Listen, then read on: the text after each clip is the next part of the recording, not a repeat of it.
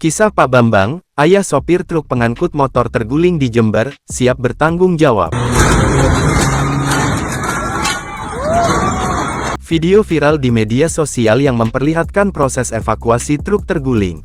Truk tersebut terguling di tengah jalan dan merupakan truk pengangkut sepeda motor baru punya dealer. Dalam video yang diunggah akun Instagram, Abot, truk terguling karena disalip bus dan menabrak trafo PLN. Kejadian di Jember, Jawa Timur, Jumat tanggal 3 Mei tahun 2024. Di balik viralnya peristiwa tersebut, muncul sosok Pak Bambang yang merupakan ayah dari sopir tersebut. Melansir akun TikTok @FYJaviera, tampak Pak Bambang berada di lokasi kejadian. Ia lantas mendampingi sang anak dalam proses evakuasi. Pak Bambang tampak kebingungan saat sejumlah motor berhamburan ketika truk tersebut sedang diderek. Dikatakan dalam akun tersebut bahwa Pak Bambang dan anaknya sudah pasrah apabila pihak PLN tidak bisa diajak berdamai. Mereka pun tak masalah apabila sampai dijebloskan ke penjara, karena mereka tak sanggup untuk mengganti biaya ganti rugi.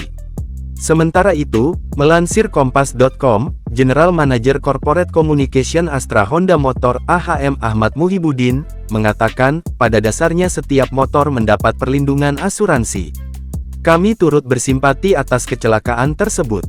Seluruh sepeda motor tersebut dilindungi oleh asuransi, karena kami ingin memastikan kualitas sepeda motor yang nanti diterima konsumen selalu sesuai standar kualitas, kata Muhib kepada Kompas.com, Minggu, tanggal 5 Mei tahun 2024. Muhib menjelaskan, motor yang rusak parah tidak akan dijual dan jadi tanggungan asuransi, sedangkan kalau hanya luka ringan, akan diperbaiki dan dijual layaknya motor baru.